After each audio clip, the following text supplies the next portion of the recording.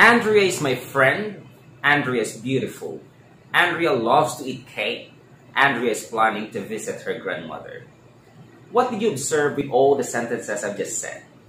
Hello, how are you? Join me for another discussion and find out how to write sentences without mentioning the same subject over and over again. This is Dear English with Teacher Murphy.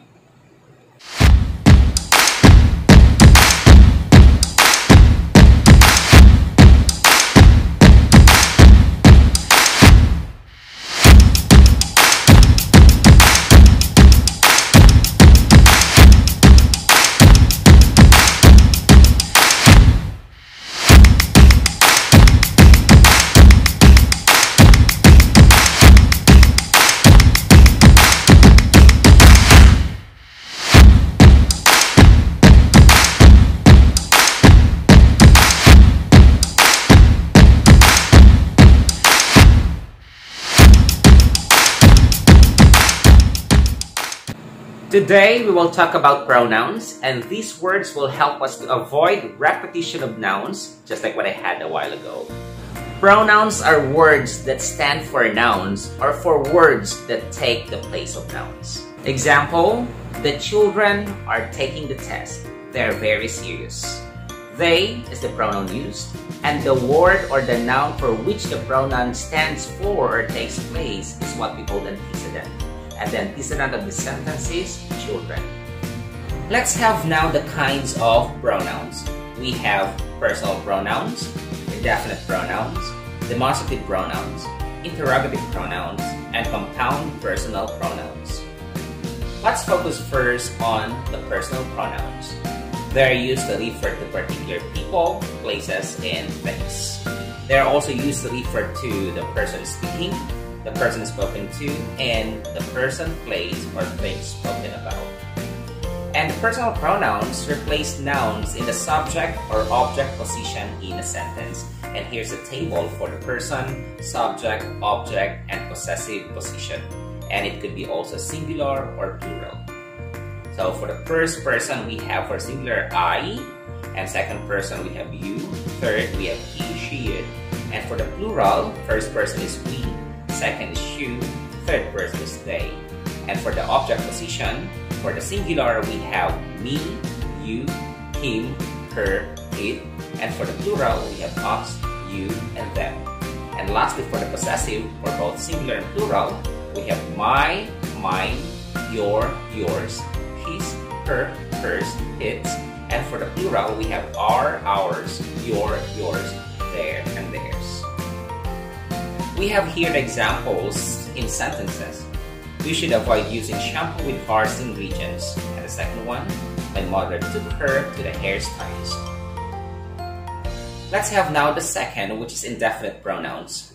These pronouns are used to refer to persons, places, things, often without specifying which ones, such as somebody, everyone, all, and none. And examples in sentences, everyone is invited to the party. Something sticky is on my hair. Some indefinite pronouns are singular and others are plural.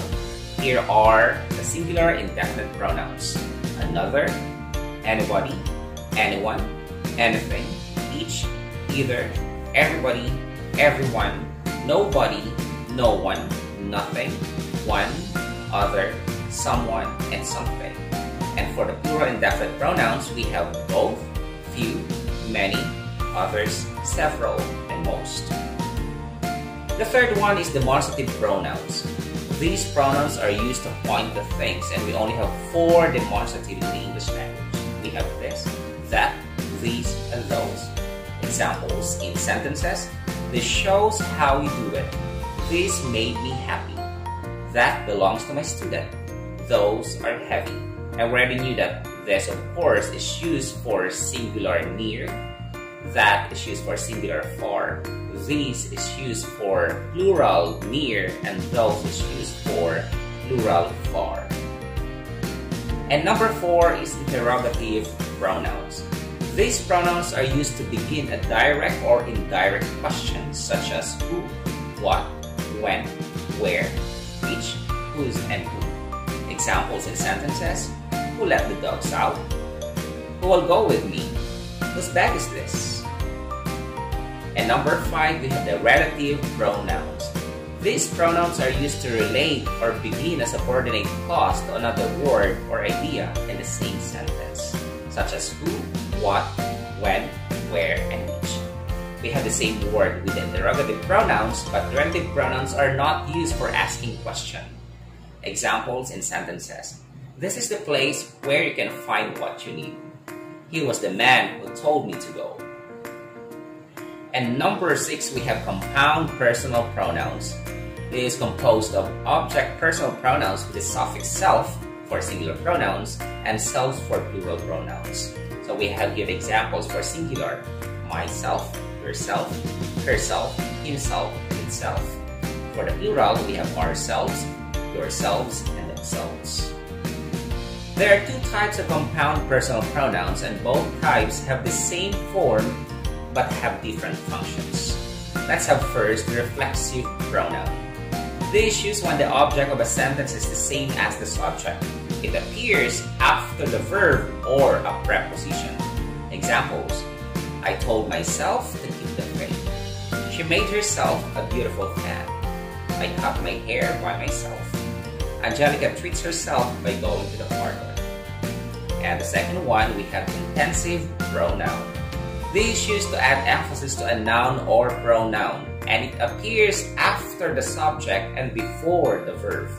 Examples: my father himself taught me lessons on faith.